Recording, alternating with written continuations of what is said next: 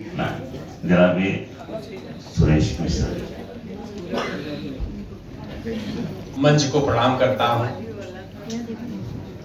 दीवान साहब को बहुत बहुत धन्यवाद। भरा पूरा मंच है, आप लोग बैठ जाएं तब हमको शुरू करें, क्योंकि हमारी दुकान ही ऐसी है कि बिना तालियों के चलती नहीं है, और जब तक आप बैठेंगे नहीं तब तक कुछ होगा नहीं। इतना आप याद रखिए कि शायर लोग जब पढ़ते हैं तो लास्ट में आप वाह वाह वाह वाह करते हैं, और हास्य कवि जब पढ़ता है तो हर पंक्ति पर आपकी तालियां आनी चाहिए। जब तक तालियां बजती हैं तब तक हम यहाँ खड़े रहते हैं, वरना जाकर के बैठ जाते हैं।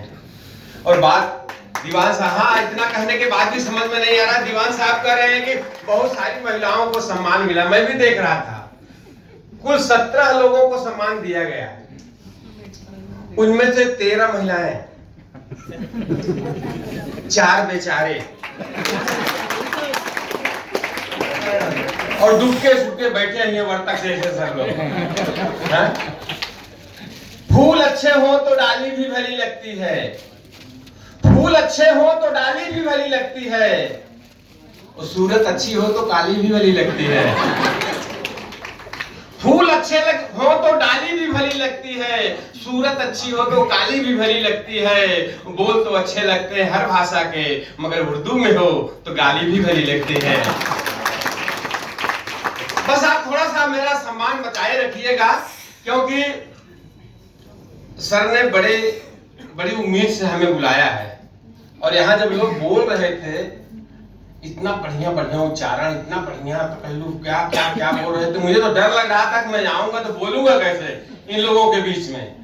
लेकिन फिर भी सर ने मेरे पास फोन किया, जावेद सर ने, कि सुरेश जी अब की बार हमारे लोगों के यहाँ शिक्षकों का सम्मान है, उसमें आपको आना है। मैंने कहा आ जाऊंगा।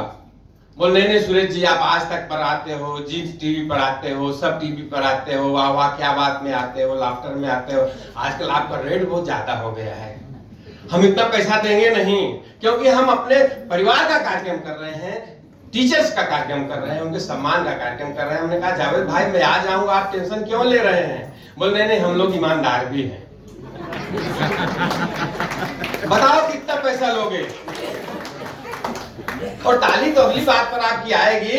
इन्होंने कहा बताओ कितना पैसा लोगे। मैंने कहा जावेद भाई आप टीचर्स का कार्यक्रम कर रहे हैं ना, तो कोई बात नहीं, आपने अपने दिमाग में जितना सोच के रखा है उससे 5000 रुपए कम दे देना। जावेद भाई यूनियन वाले ठहरे, बोले बेटा आजा, मैंने 5000 रुपए ही देने के लिए सोचा था।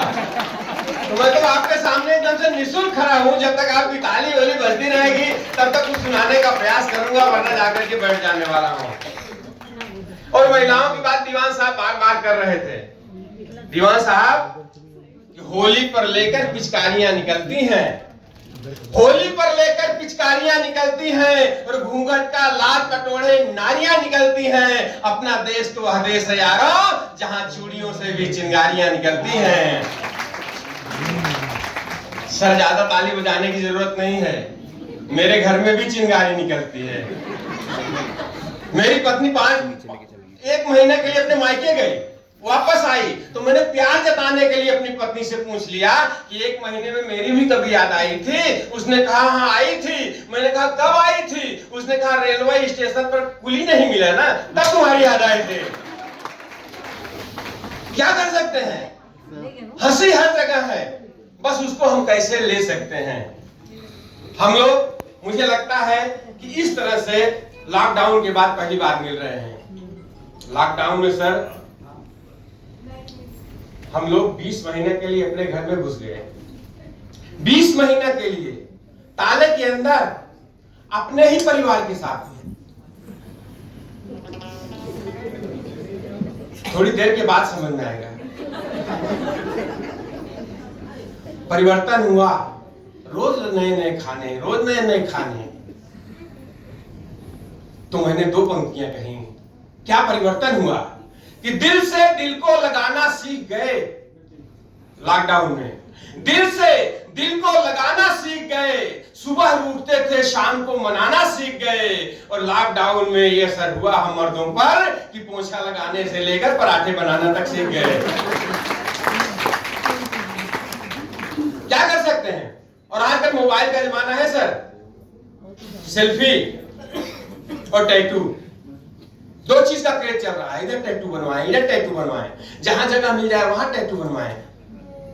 कई बार देखिए, आप फिल्मों में देखिए, क्रिकेट टीम देखिए, खिलाड़ियों को देखिए, कई बार ऐसी जगह टैटू बनवा रहे हैं कि दिखा नहीं सकते, मगर बनवा रहे हैं। अभी मैं मरीन लाइन स्टेशन पर उतरा, भूल से मैं ईस्ट में चला गया, देखा एक लड़का टैटू बनवा रहा था, लगा जोर जोर से रोने। मैंने कहा बेटा, दर्द बर्दाश्त नहीं होता तो टैटू क्यों बनवाता है? उसने कहा दर्द के लिए थोड़ी रो रहा हूं, स्पेलिंग गलत हो गई। ताली तो अगली बात पर आएगी साहब। उसने कहा स्पेलिंग गलत हो गई। मैंने कहा क्या हुआ? उसने कहा मैंने कहा था करीना लिखो, साले ने कमीना लिख दिया। ये बच्चे बहुत हाजिर जवाब होते हैं। मैं तो सर मैं कहता हूं कि आजकल हमारे देश में बच्चे पैदा ही नहीं होते, डायरेक्ट बाप पैदा होते हैं। आप सब शिक्षक हैं, आप जानते हैं, ऐसे ऐसे जवाब देते हैं, ऐसे ऐसे जवाब देते हैं, निरुत्तर हो जाए। मेरे 8 साल का एक बेटा है, मैं परेशान हूं, हमेशा गेम खेलता रहता है। मैंने कहा तेरी छमाही परीक्षा नजदीक आ रही है, तू पढ़ेगा क्या, लिखेगा क्या, पास कैसे होगा? बोले पापा मैंने सब कुछ तैयार कर लिया, आपको जो पूछना हो, जहां से पूछना पूछ कर देख लीजिए। मैंने कहा अच्छा बता, नौजवान किसे कहते हैं? बच्चों का उत्तर देखिए, अगर मजा लीजिएगा। मैंने कहा नौजवान किसे कहते हैं? मेरे बेटे ने कहा 10 जवान में से जब एक जवान मर जाता है ये बाकी बचे जो जवानों को नौजवान कहते हैं। मैंने 2 तमाचा लगाया, पढ़ाना शुरू किया, आधे घंटे तक पढ़ाता रहा। मैंने आधे घंटे के बाद उसकी परीक्षा लेनी चाहिए। मैंने कहा अच्छा बता, सत्य और भ्रम में क्या अंतर होता है? मेरे बेटे ने कहा आप आधे घंटे से हमें पढ़ा रहे हैं तो सत्य है, लेकिन मैं पढ़ रहा हूं, ये आपका भ्रम है। बहुत हाजिर जवाब है।